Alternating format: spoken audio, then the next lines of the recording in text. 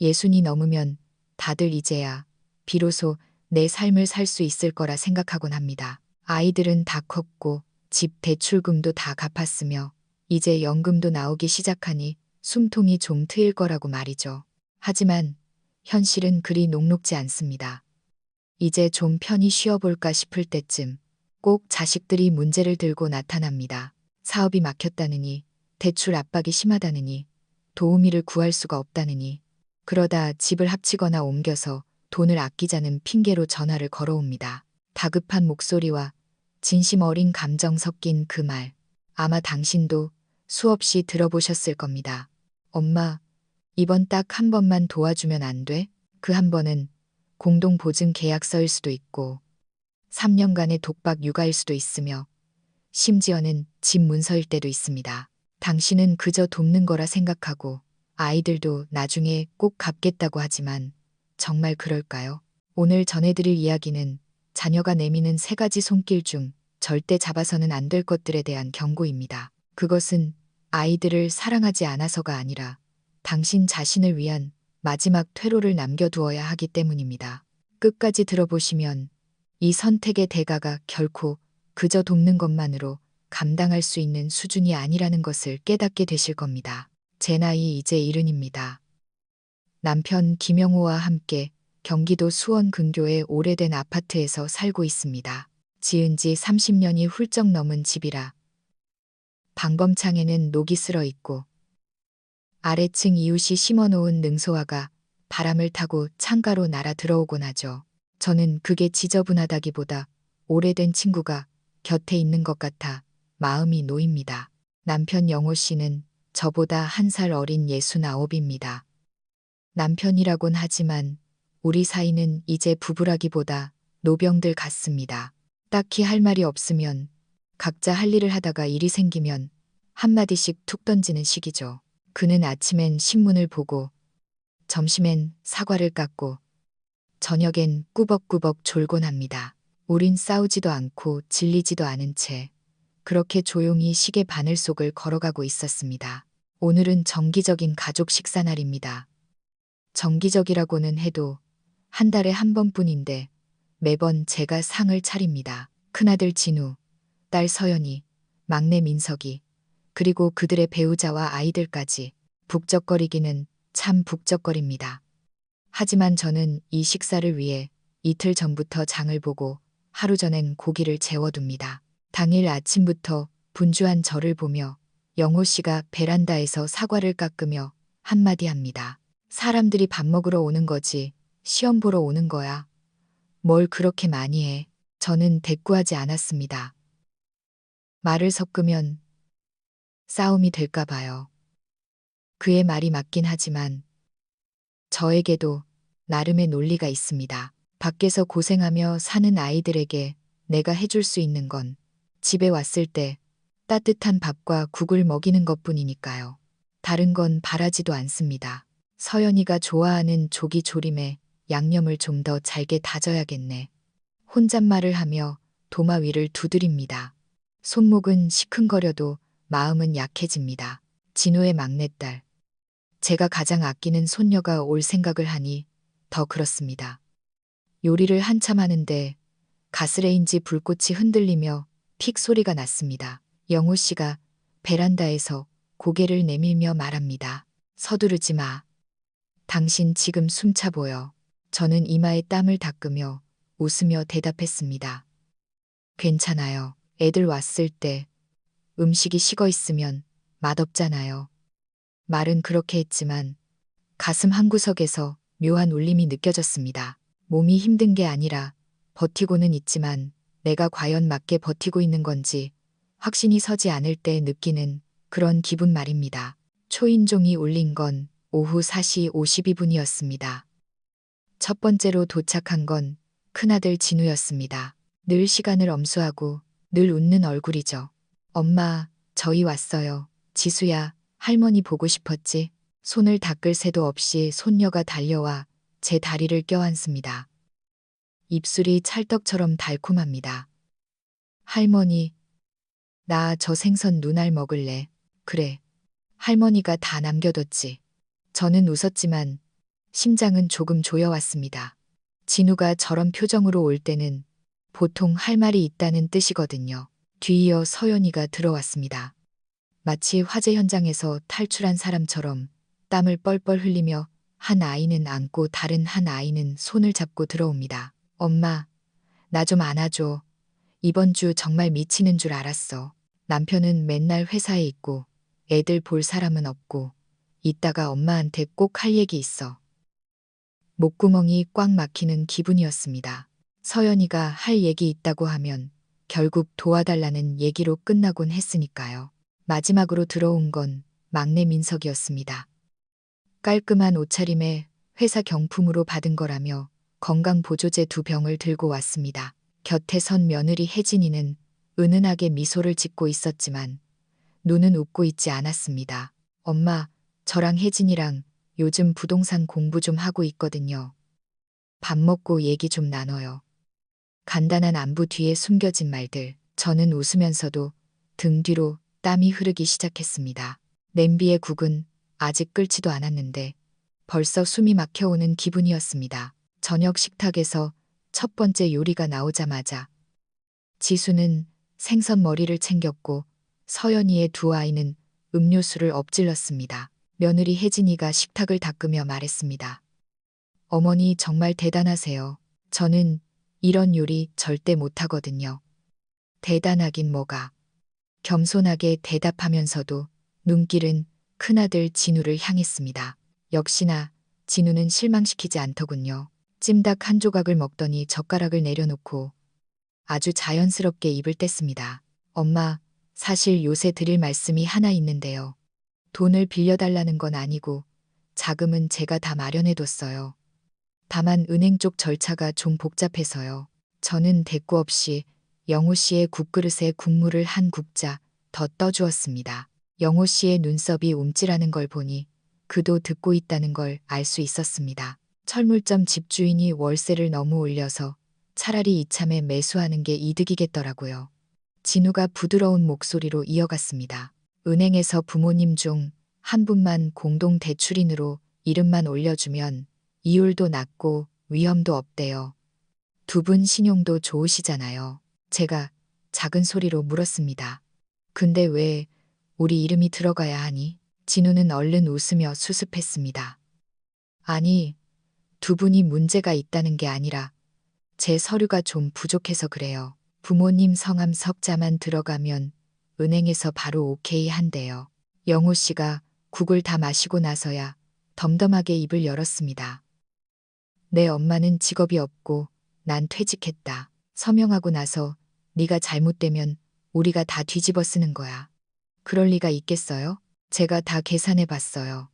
문제될 일 전혀 없습니다. 진우의 목소리가 간절해졌습니다. 저도 압니다. 그가 요즘 얼마나 힘든지요. 그의 아내는 작년 말에 직장을 그만뒀고 아이들 학원비에 가게 리모델링 비용까지. 하지만 우리가 어디까지 도와야 하는 걸까요? 저는 진우의 그릇에 닭고기 한 점을 얹어주며 아무 말도 하지 않았습니다. 엄마, 다음 주에 제가 은행 가서 절차 알아볼 테니까 같이 한 번만 가주세요. 당장 사인하라는 거 아니니까요. 진우의 목소리가 더 낮아졌습니다. 글쎄, 좀 더 생각해보자. 저는 뜨거운 그릇을 밀어내듯 조심스럽게 대답했습니다. 그때 서연이가 끼어들었습니다. 얼굴에는 나도 할 말 있다고 쓰여 있었습니다. 엄마, 나 정말 더 이상은 못 버티겠어. 회사 구조조정 기간이라 남편은 매일 야근이지. 애 둘은 열이 나는데 휴가는 못 내지. 도우미도 안 구해지지. 정말 미치겠어. 서연이의 목소리가 떨리더니 금방이라도 울음이 터질 것 같았습니다. 어린이집 추천받았다고 하지 않았니? 제가 묻자 서연이가 소리를 높였습니다. 비용이 너무 비싸. 시댁에서도 나 몰라라 하고. 엄마, 예전에 오빠네 애들도 봐주고 민석이네도 도와줬잖아. 나 좀 도와주는 게 당연한 거 아냐? 서연아, 넌 서울 살고 난 수원이잖니. 통근만 왕복 3시간인데 내가 내 집 가서 살라는 거니? 그냥 석 달만. 정말 아무도 없단 말이야. 엄마, 제발 부탁해. 저는 고개를 숙였습니다. 심장이 갑자기 빨리 뛰었습니다. 영호 씨를 쳐다봤지만 그는 무표정했습니다. 생각 좀 해줘, 엄마. 엄마가 제일 말이 잘 통하잖아. 서연이가 목소리를 부드럽게 낮췄습니다. 분위기가 가라앉을 무렵 이번엔 민석이가 입을 열었습니다. 아버지, 어머니, 지금 살고 계신 이 아파트 조금 일찍 증여 처리를 하면 나중에 세금 면에서 훨씬 유리해요. 걱정하지 마세요. 저희가 모시고 살 거니까요. 쫓아낼 일 절대 없어요. 우리더러 집을 넘기라고? 영호 씨가 민석을 빤히 쳐다봤습니다. 곁에 있던 며느리 혜진이가 거들었습니다. 어차피 나중에 민석 씨한테 주실 거잖아요. 지금 처리하면 수수료도 많이 아껴요. 우리가 아직 안 죽었다는 거 알고는 있니? 영호 씨의 말투는 무겁지 않았지만 식탁은 순식간에 정적이 흘렀습니다. 민석이 멋쩍게 웃으며 말했습니다. 아버지, 왜 그렇게 말씀하세요? 다 두 분 생각해서 그러는 거죠. 저는 아무 말 없이 새우 껍질을 깠습니다. 손이 미끄러워 껍질이 잘 벗겨지지 않았습니다. 그 순간 갑자기 너무나 피곤해졌습니다. 이 식사는 단란한 가족 모임을 위한 걸까요? 아니면 협상을 위한 자리일까요? 식사가 절반쯤 지났을 때 식탁 위에서는 대화가 사라졌습니다. 아이들이 치킨을 두고 다투는 소리 빼고는 어른들의 입은 굳게 닫혔습니다. 밥 먹는데 집중하는 게 아니라 하고 싶은 말을 다 뱉어놓고 대답을 기다리는 정적이었죠. 저는 국 한 모금을 마시다 입을 대었습니다. 영호 씨는 무말랭이 한 점을 집어 천천히 씹으며 창밖을 내다보고 있었습니다. 당신도 들었지. 그가 제 귓가에 아주 낮게 속삭였습니다. 얘들, 오늘 밥 먹으러 온 거 아니야. 저는 못 들은 척 족발 고기를 뜯었습니다. 솔직히 저도 느끼고 있었지만 마주하고 싶지 않았을 뿐입니다. 아이들이 너무 가까이 다가오는 건 목적이 있기 때문이라는 사실을요. 당신 너무 예민해. 애들도 정말 힘들어서 그러는 거야. 제가 작게 속삭이자 영호 씨가 물었습니다. 당신이 이 상을 다 차렸는데 쟤들이 당신한테 준 게 뭐야? 그냥 와준 것만으로도 됐지 뭐. 제 목소리는 스스로에게도 들리지 않을 만큼 작았습니다. 영호 씨는 젓가락을 내려놓고 냅킨으로 손가락을 닦았습니다. 진우 일은 나도 예전부터 알고 있었어. 나한테 먼저 얘기했길래 안 된다고 했지. 저는 깜짝 놀랐습니다. 당신 나한테 말 안 했잖아요. 말해봤자 진우가 포기 안 할 거 알고 있었으니까. 당신이 마음 약해질까봐 걱정됐고. 저는 그를 쳐다봤습니다. 처음으로 그가 어린 시절 엄격했던 제 아버지처럼 느껴졌습니다. 냉정하고 고집스럽지만 많은 경우 옳은 소리를 하던 그 모습 말입니다. 민석이 놈도 내가 물어봤어. 대출 갚은 지 1년밖에 안 됐는데 벌써 집 생각하냐고. 세금 아낀다는 말. 내가 한두 번 들어본 줄 알아? 결국 지 이름으로 해놓고 우리가 얹혀 살게 하려는 거지. 당신, 개들이 계산기 두드리는 거 안 보여? 그의 말은 아팠습니다. 하지만 틀린 말은 아니었죠. 저도 아이들을 돕고 싶습니다. 하지만 돕는 것과 이용당하는 것 사이에는 볼펜 한 자루의 서명만큼의 거리밖에 없었습니다. 식탁을 돌아보니 아이들은 각자 스마트폰을 만지고 있고 손녀는 입가에 기름을 묻힌 채 웃고 있었습니다. 혜진이는 막내 아들의 입을 닦아주며 마치 아무 일도 없었다는 듯 행동했죠. 만약에 걔들이 또 물어보면 어떻게 할 거예요? 제가 작게 묻자 영호 씨가 단호하게 말했습니다. 난 서명 안 해. 나도 한다고 안 했어요. 제가 조금 급하게 대답했습니다. 저도 그렇게 호락호락하지 않다는 걸 증명하고 싶었나 봅니다. 영호 씨는 말없이 고개를 끄덕이더니 다시 무말랭이를 씹었습니다. 저는 접시에 남은 꼬리 부분이 빨갛게 빛나는 반쯤까진 새우를 내려다보았습니다. 식사가 끝나고 첫 번째 설거지 거리를 들고 주방으로 들어갔습니다. 손은 싱크대 물속에 있었지만 귀는 식탁 쪽을 향해 있었습니다. 아버지는 왜 저렇게 예민하시지? 당장 집 내놓으라는 것도 아닌데. 민석이의 목소리였습니다. 그러게 말이야. 옆집 아주머니 보니까 미리 안 해뒀다가 갑자기 쓰러지셔서 상속세로 다 나갔다잖아. 혜진이의 목소리도 들렸습니다. 저는 한숨을 내쉬며 그릇을 빡빡 문질렀습니다. 이미 깨끗해진 그릇인데도 반복해서 닦았습니다. 제 손에 묻은 망설임을 씻어내려는 듯이요. 아이들이 무슨 말을 하는지 모르는 게 아닙니다. 아기가 없다는 것도 압니다. 그저 너무 급할 뿐이죠. 다들 자기 셈법대로 계산기를 두드리고 있지만 저는 그들이 기대고 누르는 식탁일 뿐이었습니다. 아무도 이 식탁이 무게를 견딜 수 있는지 묻지 않았습니다. 엄마, 제가 좀 도와드릴까요? 진우가 빈 접시를 들고 들어왔습니다. 아냐, 가서 아버지랑 얘기해. 이건 내가 금방 해. 제가 웃으며 말하자 그가 가볍게 물었습니다. 아버지 기분 안 좋으신가 봐요? 그래? 아까부터 계속 조용하시길래 화나신 건 아니죠. 저는 아들의 얼굴을 보았습니다. 제가 금이야 오기야 키운 아들. 어릴 때부터 눈치가 빠르고 남의 비위를 잘 맞추던 아이였습니다. 예전엔 그게 기특했는데 지금은 너무 계산적인 건 아닌가 싶어 마음이 쌉싸름했습니다.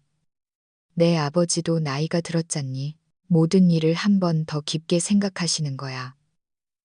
저는 말을 아끼며 다시 설거지에 집중했습니다. 진우는 잠시 침묵하더니 말했습니다. 집 문제는 다시 생각해 보세요. 제 와이프가 관련 자료들 좀 보내드릴게요. 그리고는 밖으로 나갔습니다. 제 눈앞에 물이 갑자기 뜨거워진 것 같았습니다. 손가락이 될 것처럼 뜨겁게 느껴졌습니다. 주방 창문으로 바람이 불어와 커튼을 흔들었습니다.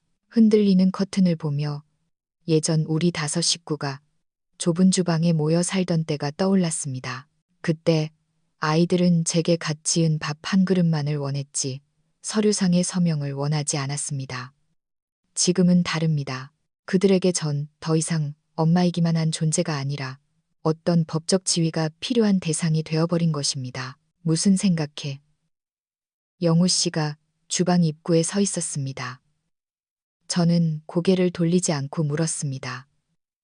내가 너무 마음이 약한 걸까요? 그는 제 곁으로 다가와 행주로 식탁을 닦으며 말했습니다. 마음이 약한 게 아니라 아이들을 실망시키고 싶지 않은 거지. 맞아요. 원한다는데 어떻게 안 된다고 해요. 하지만 지금 좋다고 했다가 나중에 더 크게 실망하면 어쩌려고 그래? 그의 낮은 목소리에 저는 손을 멈췄습니다. 머릿속이 복잡해졌습니다. 아이들이 틀린 게 아니라 무엇이 맞는지조차 분간할 수 없게 된 것입니다. 돕는 것은 어머니의 본능이고 거절하는 것은 노년의 이성입니다. 저는 그 사이에서 빨랫줄에 걸린 수건처럼 바람에 흔들리고 있었습니다. 조금 더 생각해 보자고요. 제 목소리는 작았지만 스스로에게 다짐하는 말 같았습니다. 그래, 그러자고. 영호 씨는 뒷짐을 지고 주방을 나갔습니다. 그는 절 몰아세우지 않았습니다. 하지만 제가 스스로를 몰아세우지 않기를 바라고 있다는 걸 저는 알고 있었습니다. 며칠 뒤 오후 날이 일찍 어둑해졌습니다. 시장에서 돌아오는 길에 새우와 채소 몇 봉지를 들고 있었는데 발바닥이 욱신거렸습니다. 소파에 앉은 지 채 몇 분도 되지 않아 초인종이 울렸습니다. 문을 여니 진우가 검은 서류 파일을 들고 서 있었습니다. 엄마, 오늘 마침 근처 지날 일이 있어서 가게 대출건으로 잠깐 얘기 좀 나누려고요. 아주 가벼운 말투였습니다. 마치 일상의 안부를 묻는 것처럼요. 저는 그를 들여보내고 차를 내왔습니다. 영호 씨는 베란다에서 신문을 보며 못 본 척했습니다. 대출건은 아직 생각 중인데 제가 먼저 말을 꺼냈습니다. 네, 엄마. 은행에서 요즘 절차가 빨라졌더라고요. 진우는 서류 파일을 식탁 위에 펼쳤습니다. 이건 감정평가서고 이건 대출 계약서 초안이에요. 제가 계산해 보니까 2분 중 1분만 연대 보증인으로 들어가면 이율이 아주 좋게 나와요. 저는 물기를 닦으며 그 서류 파일을 쳐다보았습니다. 마치 그 안에 사람을 집어삼키는 무언가가 숨어 있는 것 같았습니다. 네, 아버지가 좀 망설이셔. 제가 조심스럽게 말하자 진우가 고개를 끄덕였습니다. 아버지, 그날 표정 안 좋으신 거 알아요. 하지만 엄마는 우리 마음 제일 잘 아시잖아요. 진우는 볼펜을 식탁 위에 놓았습니다. 모든 동작이 연습이라도 한 듯 매끄러웠습니다. 보세요. 담보 설정하는 거 아니고 두 분 연금에도 영향 없어요. 이건 운영자금 대출이지 주택담보가 아니거든요. 집에는 아무 문제 안 생겨요. 그는 표를 가리키며 빠르게 설명했습니다. 여기 이 칸의 서명만 한번 해주시면 돼요. 저는 그 하얀 서명란을 보았습니다. 마치 입을 벌리고 무언가를 기다리는 작은 물고기 같았습니다. 진우야, 제가 드디어 입을 뗐습니다. 정말 네가 다 갚을 수 있겠니? 엄마, 당연하죠. 제가 다 계산해뒀다니까요. 그는 웃으며 말했습니다. 제가 운영하는 가게잖아요. 제가 책임지고 잘할 테니 걱정 마세요. 하지만 우리가 서명하면 연대 책임이 생기는 거잖아. 저는 그의 눈을 똑바로 보지 못하고 찻잔 가장자리만 내려다보았습니다. 엄마, 제가 엄마 아들인데 엄마를 곤란하게 하겠어요. 예전에도 저 군대 전역하고 카드 보증 서주셨을 때 아무 일 없었잖아요. 그때가 떠올랐습니다. 그땐 저도 젊었고 앞뒤 가릴 것 없이 서명해줬죠. 실제로 별일 없기도 했습니다. 하지만 그땐 우리에게 기운이 있었고 지금 제 나이는 70입니다. 아들은 40을 바라보고 있고요. 모든 게 예전 같지 않습니다. 이건 카드가 아니잖니. 가계 대출은 금액부터가 다른데 절 못 믿으시는 거예요. 진우의 목소리가 낮아졌습니다. 서운함이 묻어났습니다.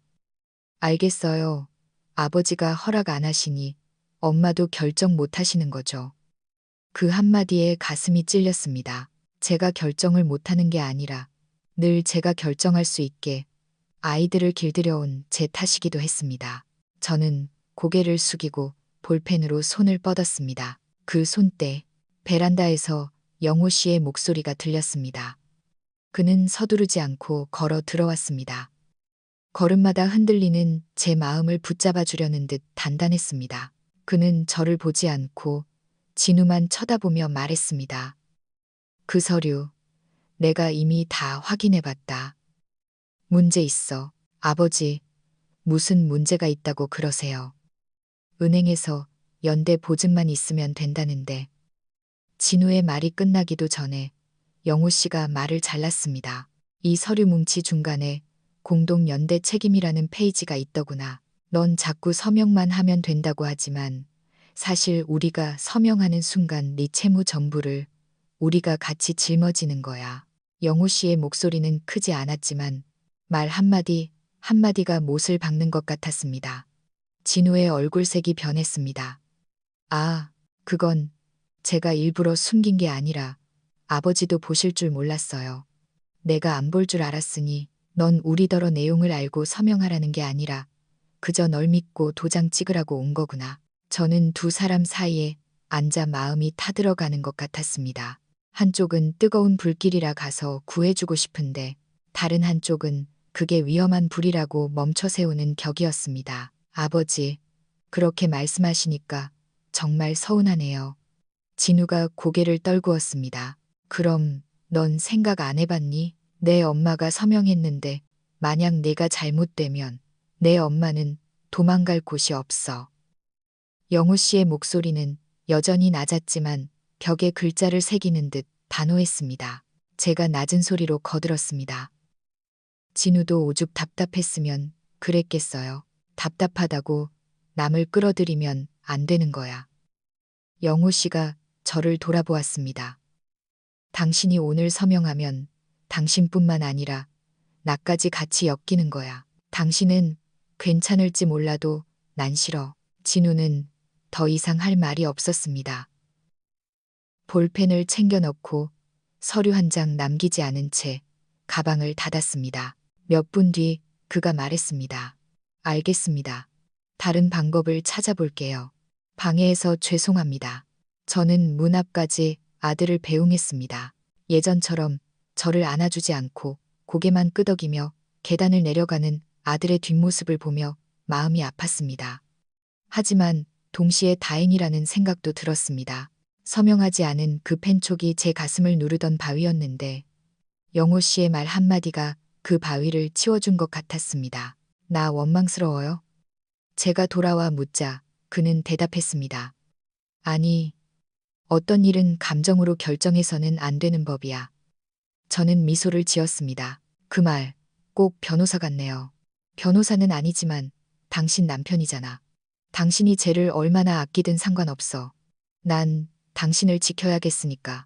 저는 문가에 서서 그가 다시 베란다 의자에 앉아 신문을 펼치는 모습을 지켜보았습니다. 그의 백발에 햇빛이 닿아 은은하게 빛나고 있었습니다. 그 순간 제가 거절한 것이 옳았다는 확신이 들었습니다. 서울 서현인에서 돌아온 지 이틀째 발바닥에 통증이 가시지 않았습니다. 세탁기가 돌아가는 소리를 듣고 있는데 막내 민석이가 찾아왔습니다. 혼자가 아니라 며느리 혜진이와 함께였습니다. 손에는 건강에 좋다는 유자차 한 상자가 들려 있었습니다. 어머니, 괜찮으세요? 언니네 가서 고생 많으셨다고 들었어요. 정말 대단하세요. 혜진이가 살갑게 말을 건넸습니다. 저는 차를 받아들며 고맙다고 했지만 마음은 불안했습니다. 이런 갑작스러운 선물은 보통 뒤에 할 말이 있다는 신호였으니까요. 아버지 계세요? 민석이 집 안을 살폈습니다. 베란다에서 신문 보고 계셔.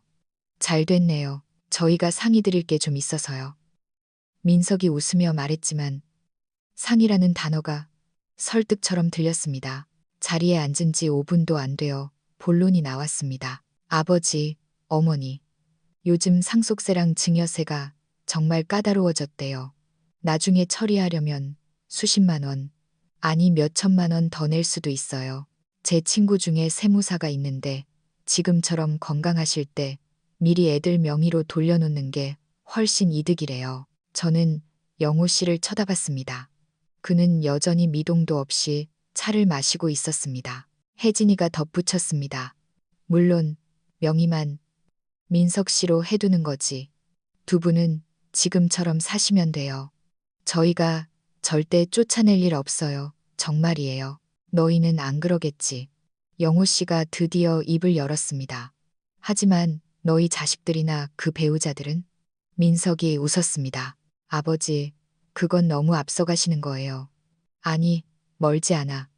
집 문서가 넘어가는 순간 그건 더 이상 우리 집이 아니야. 네가 안 건드리겠다고 하는 건 지금 마음이지. 내 명의로 된 물건은 법적으로 내 재산이란다. 저는 땅콩 하나를 입에 넣고 잘게 씹었습니다. 아버지, 저희가 뭘 뺏으려는 게 아니라 두 분 생각해서 그러는 거예요. 민석이 계속 설득했습니다. 지금 정신 맑으실 때 직접 결정하시는 게 좋잖아요. 말은 참 예쁘게 하는구나. 맑을 때 결정하라니. 내가 듣기엔 우리가 반항 못할 때 얼른 넘겨라처럼 들린다. 영호 씨의 목소리가 가라앉았습니다. 혜진이의 표정이 묘하게 변했지만 미소를 잃지 않았습니다. 아버님, 너무 예민하게 생각하지 마세요. 요즘 저희 친구들 집은 다 이렇게 해요. 저는 두 사람 사이에 앉아 갑자기 현기증이 났습니다. 우리가 키운 아이들이 언제부터 우리를 하나의 자원으로 관리하기 시작한 걸까요? 너희를 못 믿는 게 아니야. 제가 입을 뗐습니다. 하지만 내 아버지 말이 맞아. 집 문서가 나가는 순간 그건 남의 거야. 말로 하는 약속은 달콤하지만 종이에 적힌 게 진짜 힘이지. 혜진이는 웃으며 고개를 끄덕였지만 분위기는 눈에 띄게 가라앉았습니다. 그럼 일단 서류 여기 둘 테니까 천천히 보세요. 정말 문제 없다고 판단되시면 그때 말씀해 주시고요. 그들은 커다란 봉투를 남기고 떠났습니다. 그 안에는 부동산 증여, 계약서 초안과 증여세 시뮬레이션 표가 들어 있었습니다. 아주 전문적으로 보였죠.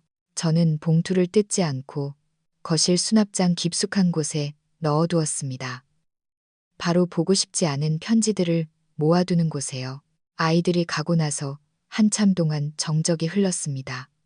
무슨 생각해? 제가 묻자 영호 씨가 텔레비전을 끄고 저를 보았습니다. 당신, 한순간이라도 그냥 넘겨줄까 하는 생각 안 들었어. 저는 솔직히 고개를 끄덕였습니다. 들었죠. 어차피 쟤들 줄 거 일찍 처리하고 나면 나도 속 편하고 걔들도 좋아할 것 같아서요. 그게 바로 쟤들이 노리는 점이야. 우리가 귀찮아지고 갈등을 피하고 싶어 할 때 널 위해서라는 말로 윤활유를 칠하는 거지. 사실은 우리가 스스로 목숨줄을 넘기게 하려는 거야. 영호 씨의 말에 쓴 웃음이 났습니다. 당신 말투가 점점 판사님 같아지네요. 우리가 나이 들수록 갈등이 무서워지니까 그래. 하지만 이 집에 계산기만 남으면 그건 더 이상 집이 아니야. 저는 대답 없이 주방으로 가서 저녁을 준비했습니다. 수납장 속의 봉투는 마치 갇힌 고양이처럼 있었습니다. 먼저 핥히지는 않겠지만 한 번 문을 열어주면 절대 놓아주지 않을 그런 존재 말입니다. 그날 밤 샤워를 하고 거울을 보다가 깜짝 놀랐습니다. 눈은 붓고 얼굴색은 칙칙했습니다. 턱에는 작은 멍이 들어 있었는데 아침에 손자를 안아주다 중심을 잃고 탁자에 부딪힌 자국이었습니다.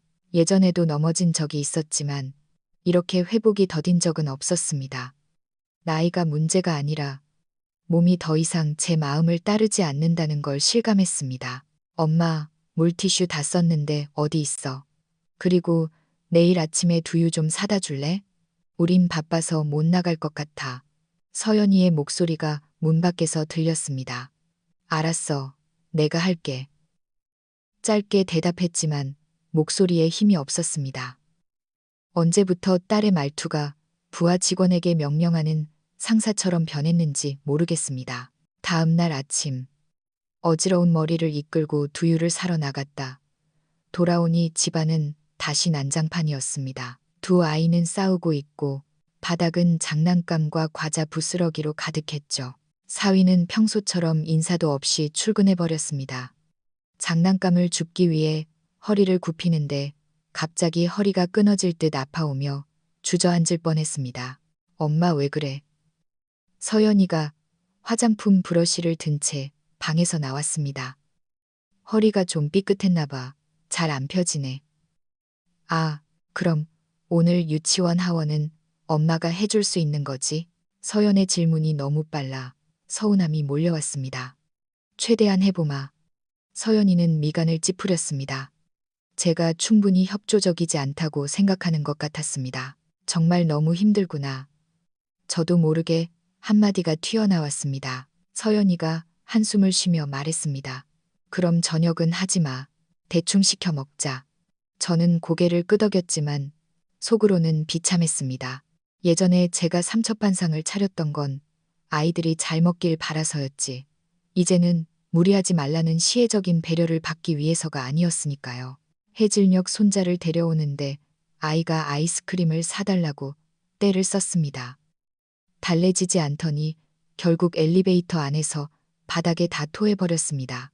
제가 쭈그리고 앉아 구토물을 닦아내는데 뜬금없이 눈물이 쏟아졌습니다.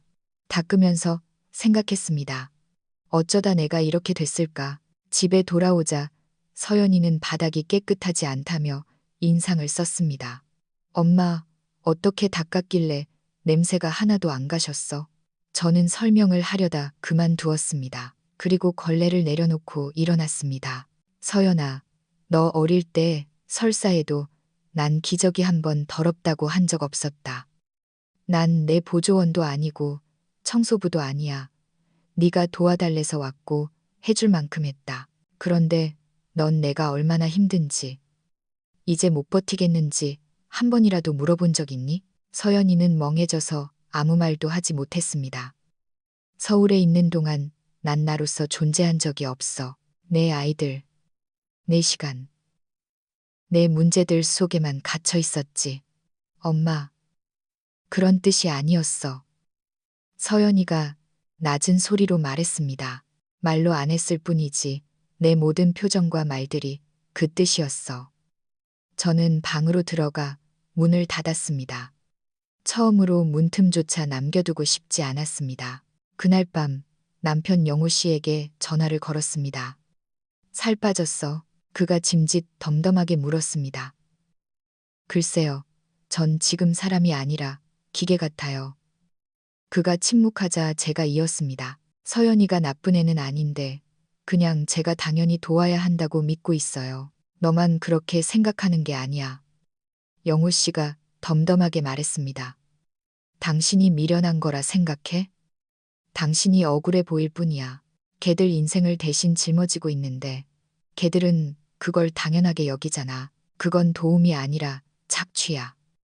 전화기 너머로 들리는 그의 차분한 숨소리에 안도감이 들면서도 코끝이 찡해졌습니다. 빨리 돌아와. 그러다 당신이 먼저 쓰러져. 당신은 내 아내지 걔들 파출부가 아니야.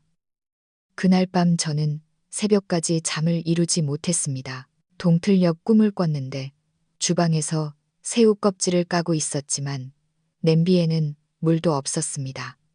저는 계속 바빴지만 불은 이미 꺼진 뒤였습니다. 잠에서 깨어난 순간 다짐했습니다. 더 이상은 이렇게 살지 않겠다. 빨래를 널고 있는데 모르는 번호로 전화가 왔습니다. 안녕하세요. 이진우 씨 어머님 되시나요? 여기 안태은행 대출 담당자입니다. 이진우 씨 대출건의 공동대출인 여부를 확인하려고 전화드렸습니다. 가슴이 덜컥 내려앉았습니다. 아니요. 전 서명한 적 없습니다. 절대 아니에요. 제 목소리가 급해졌습니다. 상대방이 잠시 멈칫하더니 말했습니다.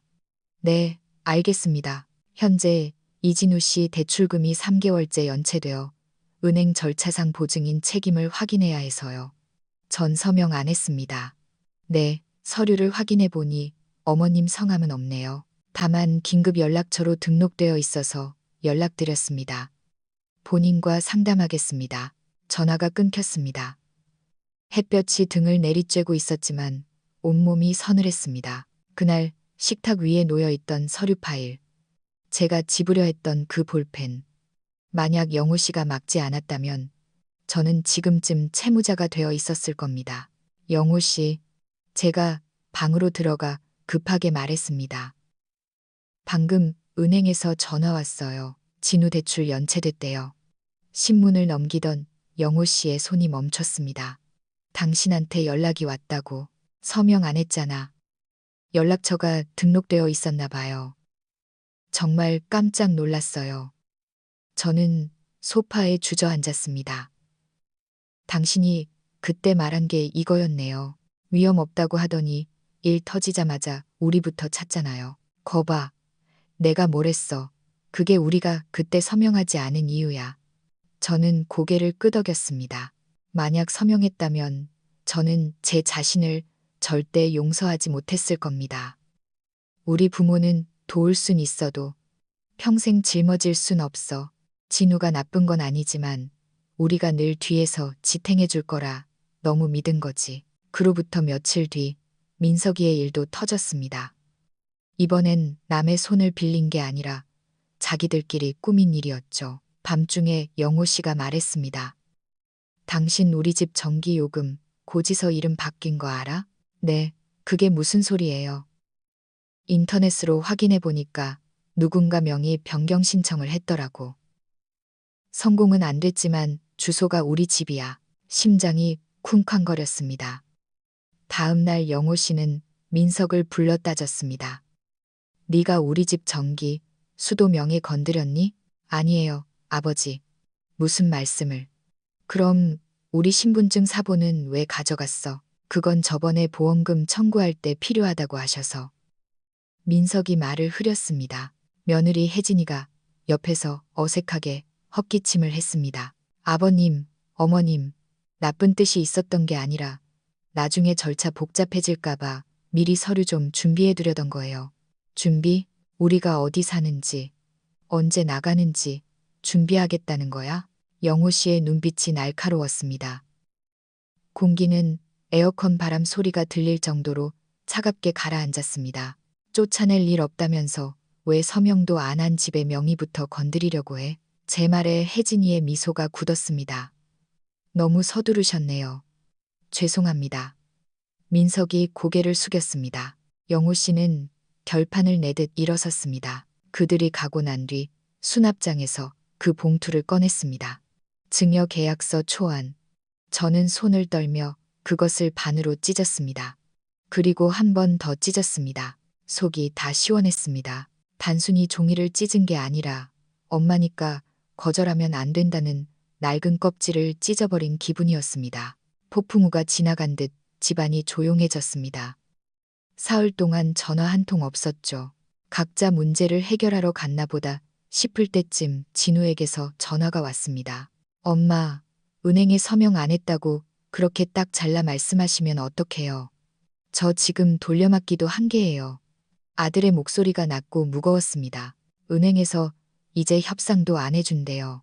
그때 엄마가 도와줬으면 이렇게까지 안 됐을 텐데. 진우의 말에 전 숨을 깊이 들이마셨습니다. 진우야, 내가 그때 도왔으면 난 지금 집도 잃었을 거야. 침묵이 흘렀습니다. 나도 너희가 힘든 거 알아. 하지만 내 아버지와 내 연금은 하늘에서 떨어진 게 아니란다. 우리가 평생 모은 돈은 내 구멍을 메워주기 위한 게 아니야. 부모님 보고 평생 책임지라는 거 아니었는데요. 아들의 목소리가 작아졌습니다. 그럼 다행이고 네가 버텨내야 하는 건 우리 서명이 아니라 네 능력이야. 아들은 더 이상 대꾸하지 못했습니다. 다음 날 서연이가 음성 메시지를 보냈습니다. 엄마, 정말 요즘 왜 그러는지 모르겠어. 도와주겠다고 했다가 갑자기 가버리고. 집 문제도 다른 집들은 다 물려준다는데 왜 우리만 도둑 취급해. 우리 사랑한다며 말로만 사랑하고 행동은 다 방어적이야. 메시지를 듣고 한참을 멍하니 앉아 있었습니다. 서연이의 말이 맞습니다. 전 방어적입니다. 하지만 아이들을 방어하는 게 아니라 끝없는 욕으로부터 저 자신을 방어하는 것입니다. 저는 녹음 버튼을 눌렀습니다. 서연아, 너도 이제 엄마잖아. 내가 왜 돌아왔는지 알 거야. 거기 계속 있다간 내가 죽을 것 같았어. 이건 널 안 사랑해서가 아니라 날 지키기 위해서야. 너도 나중에 내 나이가 되면 알게 될 거다. 다른 건 다 기다려줘도 몸은 기다려주지 않는다는 걸. 서연이는 답장이 없었습니다. 다음 날 그녀의 SNS에 부모님도 이렇게 늙을 수 있다는 걸 처음 알았다는 글이 올라온 걸 보고 쓴웃음을 지었습니다. 젊을 땐 자식을 위해 참는 게 당연했지만 늙어서는 그 참음이 권리가 되고 참지 못함은 냉혹함이 되어버리는군요. 사흘 뒤 민석이가 혼자 왔습니다. 혜진이 없이 롤케이크 하나를 들고 왔죠. 아버지, 어머니, 며칠 동안 무리한 부탁드려 죄송했어요. 저도 며칠 생각해보니 제가 너무 급했더라고요. 꽤 진심 어린 사과였습니다. 영우 씨가 물었습니다. 잘못을 인정하러 온 거냐? 아니면 다시 협상하러 온 거냐? 아버지, 그냥 나중에 어차피 주실 거라면 미리 정리하는 게 맞다고 생각했을 뿐이에요. 민서가, 우린 지금 정리하고 싶지 않아. 우린 우리 노후를 어떻게 편하게 보낼지를 생각하고 싶지. 아이들에게 뭘 나눠줄지 고민하고 싶지 않단다. 뺏으려는 거 아니었어요. 민석이 말했습니다. 그럼 우리가 진명에 안 옮기겠다는 결정 받아들일 수 있겠니? 영호 씨의 물음에 민석은 잠시 침묵하더니 고개를 끄덕였습니다. 네, 존중할게요. 그 존중이라는 두 글자를 듣는 순간 가슴속에 무언가가 탁 풀리는 기분이었습니다. 진심이든 아니든 우리 세대가 처음으로 자식에게 들어본 경계선에 대한 대답이었습니다. 그날 저녁 영호 씨에게 제안했습니다. 우리 규칙을 좀 써놔야겠어요. 무슨 규칙? 앞으로 아이들이 대출이니 진명이니 손주 봐주는 거니 말로만 떠들지 않게요. 책임 범위와 기한, 결과를 백지에 써서 확실히 하자고요. 영호 씨는 잠시 저를 보더니 고개를 끄덕였습니다. 내가 쓰지. 그는 식탁에 앉아 한자 한자 써 내려갔습니다. 향후 금전 대출, 재산 증여, 명의 대여, 간병 및 노동 지원 등에 관한 사항은 양측이 서면으로 합의하고 사본을 보관하지 않는 한 일체 수락하지 않은 것으로 간주하며 소급 적용하지 않는다. 우리는 세부를 복사했습니다. 한 분은 거실 수납장에, 한 분은 냉장고 옆에 붙였고, 한 분은 새 아이에게 보냈습니다. 우편물을 보내고 돌아오는 길, 심장이 병원 갈 때보다 더 빨리 뛰었습니다. 아이들이 화낼까봐 무서워서가 아니라 우리가 처음으로 우리도 존중받고 싶다고 정식으로 말했기 때문입니다. 서연이에게 제일 먼저 전화가 왔습니다. 엄마, 이게 뭐야? 가족끼리 계약서라니 우리가 남이야? 남이라서 그러는 게 아니야. 하지만 우리도 너희의 인출기나 무보수 파출부가 아니잖니. 서연이는 말이 없었습니다. 네가 아플 때 내가 연차 내고 가주고 산후조리 해주고 그땐 당연했는데 지금 안 해준다고 내가 무정한 사람이 되는 거니? 정말 너무하세요. 엄마가 이럴 줄 몰랐어. 서연이는 전화를 끊었습니다. 검게 변한 휴대폰 화면을 보며 한숨을 쉬었습니다. 사랑이 식은 게 아니라 희생과 사랑을 구분하는 법을 배운 것뿐인데 말입니다. 며칠 뒤 진우가 찾아왔습니다. 타박하는 대신 저를 집 근처 편의점으로 불러냈습니다. 엄마, 사실 두 분이 맞아요. 제가 그때 가게 지키고 싶은 마음에 눈이 뒤집혀서 두 분 나이는 생각도 안 했어요. 정말 죄송해요. 진우의 사과에 마음이 좀 풀렸습니다. 내 사과는 나를 위한 게 아니라 널 위한 거야. 우리가 서명 안 했으니 너도 나중에 우리 탓 안 할 거 아니냐. 진우는 고개를 끄덕였습니다.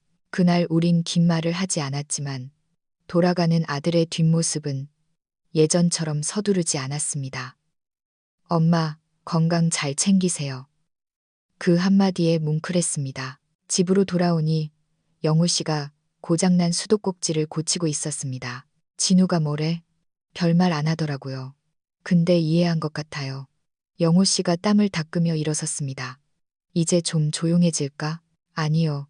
아이들은 여전히 아이들이고 문제는 계속 생기겠죠. 하지만 적어도 우린 이제 전화를 어떻게 받고 어떻게 거절하고 어떻게 선을 긋는지 알게 됐잖아요. 영호 씨가 웃었습니다. 그래. 일체 수락하지 않은 것으로 간주한다. 당신 꽤 변호사 같았어. 그럼 앞으로 영호 씨가 제 유일한 의뢰인이네요. 우리는 마주보고 웃었습니다. 부모로서가 아니라 서로의 노후를 지키는 전우로서 더 단단해진 기분이었습니다. 요즘 제 삶은 아주 단순해졌습니다. 아침에 일어나 차 한 잔 마시고 화분 잎사귀 닦아주고 오후엔 시장 구경 가고 저녁엔 옛날 드라마를 봅니다. 남편과 소소한 일로 다투기도 하지만 금세 잊어버립니다. 가끔 베란다에 앉아 예전의 저를 생각합니다. 아이들이 입만 떼면 고개를 끄덕이고 몸이 부서져라 일하면서도 웃으며 괜찮다고 말하던 그 여자 말입니다. 지금도 아이들을 사랑하지만 이제는 제 살을 다 깎아가며 사랑하지 않기로 했습니다. 진우는 가끔 와서 대출금 잘 갚고 있다며 소식을 전합니다. 이제 무리한 부탁은 하지 않습니다. 서연이는 손자 사진을 보내며 고맙다는 인사를 건넵니다. 민석이는 명절 선물을 들고 와서 조심스럽게 안부를 묻죠. 그들은 천천히 배우고 있습니다. 영호 씨의 말대로 우리가 딱딱해져야 부서지지 않는다는 사실을요. 저는 요즘 구청 문화센터에서 노년 생활 강좌 보조 강사로 나갑니다. 제 경험담을 들려주면 많은 분이 공감하며 눈물을 훔칩니다. 아이들이 고의로 우리를 아프게 하는 게 아니에요. 단지 우리도 아픔을 느끼는 사람이라는 걸 잊었을 뿐이죠. 라고 말합니다. 강좌가 끝나고 돌아오는 길, 영우 씨가 마중을 나와 있었습니다. 오늘 강의 어땠어? 다들 잘 들어주더라고요. 마지막 말은 꼭 했어. 저는 고개를 끄덕였습니다. 우린 당신들을 안 사랑하는 게 아니라 우리도 우리 삶을 잘 살고 싶은 것뿐이라고요. 영우 씨가 웃으며 제 찻잔을 채워주었습니다. 우린 더 부자가 되지도 더 젊어지지도 않았지만 마침내 온전히 우리만의 노년을 갖게 되었습니다. 오늘 전해드린 이숙 씨의 선택, 여러분은 어떻게 보셨나요? 그녀는 대출 보증을 거절하고 집 명의를 지켰으며 무리한 육아 도움에서 벗어나 자신의 삶을 되찾았습니다. 여러분은 자녀의 요청 3가지 중 무엇이 가장 거절하기 힘들다고 생각하시나요? 혹은 거절하지 못해 곤란을 겪었던 경험이 있으신가요? 사랑이라는 이름으로 포장된 무리한 요구는 때로 비극의 시작이 되기도 합니다. 여러분의 생각과 경험을 댓글로 나누어 주세요. 이숙 씨 부부의 선택에 찬성하시나요? 비슷한 상황에서 여러분은 어떻게 대처하셨나요? 여러분의 지혜로운 한마디가 누군가에게는 인생의 중요한 갈림길에서 큰 힘이 될 수 있습니다. 내용이 유익하셨다면 구독과 좋아요 부탁드립니다. 이 영상을 주변의 소중한 분들께 공유해 주시는 것만으로도 누군가에게는 행복한 노후를 위한 소중한 깨달음의 기회가 될 것입니다. 감사합니다.